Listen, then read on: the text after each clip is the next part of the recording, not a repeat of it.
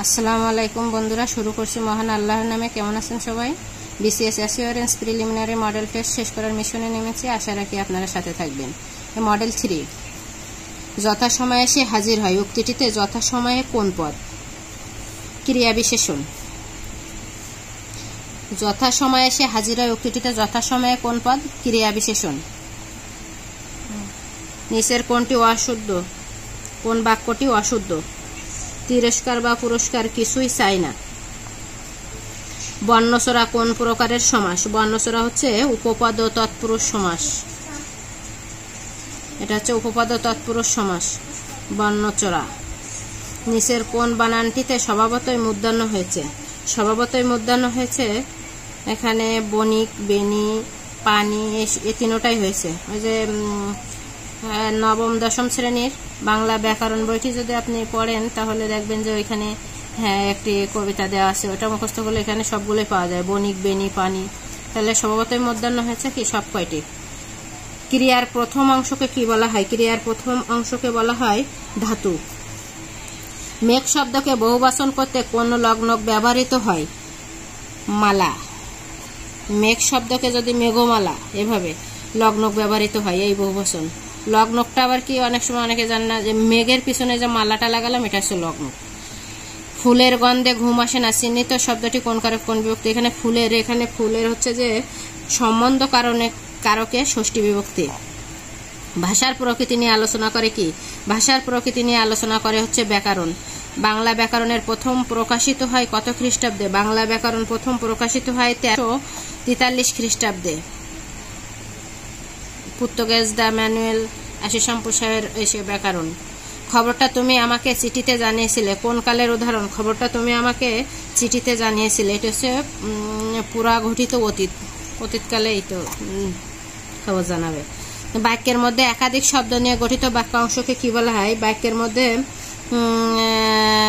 একাধিক শব্দ নিয়ে গঠিত বাক্যাংশকে বর্গ বলা হয়। কাঁচা ঢিলা, বাগধারাটির অর্থ কি? কাঁচা ঢিলা হচ্ছে অসাবধান। জন্ম শব্দের সমার্থক শব্দ কোনটি? জন্ম শব্দের সমার্থক হচ্ছে আবেগ। হরদম এর বিপরীত কি? হরদমের বিপরীত হচ্ছে হঠাৎ।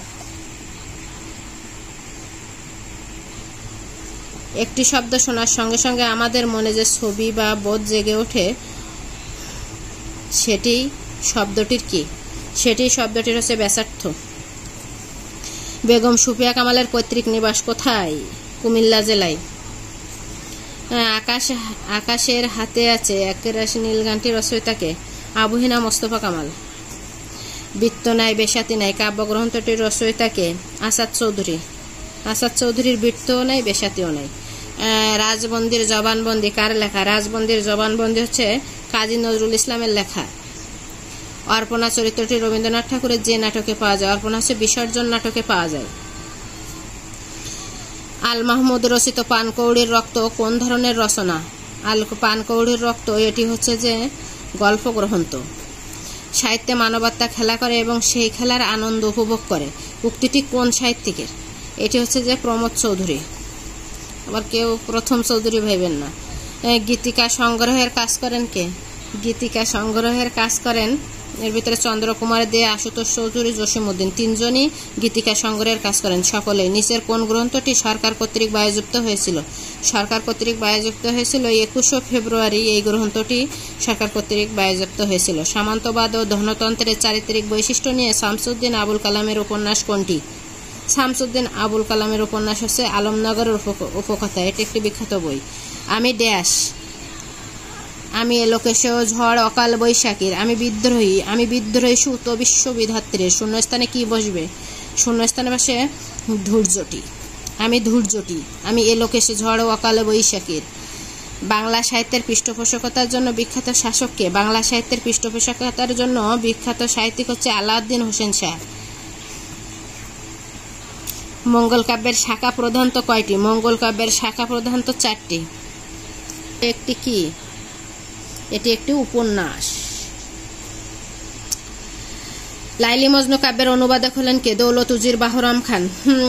দ্য ক্যাপটিভ লেডি কাব্যটি লিখেছেন কে? দ্য ক্যাপটিভ লেডি কাব্যটি লিখেছেন হচ্ছেন মাইকেল মধুসূদন দত্ত। দেশি ভাষে কহ তাকে পাঞ্চালির ছন্দে। দেশি ভাষে কহ তাকে পাঞ্চালির ছন্দে। সকলে শুনিয়া যেন বুঝই সানন্দে। এ বাক্যাংশের কবি কে? এ বাক্যাংশের কবি হচ্ছে দৌলত কাজী। আগের দিনের কবিতা বলেই এরকম কঠিন। দেশি ভাষে কহ তাকে পাঞ্চালির ছন্দে, শুনিয়া সকলে শুনিয়া যেন বুঝই সানন্দে। এটা কোন বাক্যাংশের কবি হচ্ছে যে দৌলত কাজী। অন্ধকার যুগের প্রথম সাহিত্য নিদর্শন কোনটি? অন্ধকার যুগের প্রথম সাহিত্য নিদর্শন হচ্ছে প্রাকৃত পঙ্গল। পরশুরাম কে? পরশুরাম হচ্ছে যে বিষ্ণুর ষষ্ঠ অবতার। বিষ্ণুর ষষ্ঠ অবতার।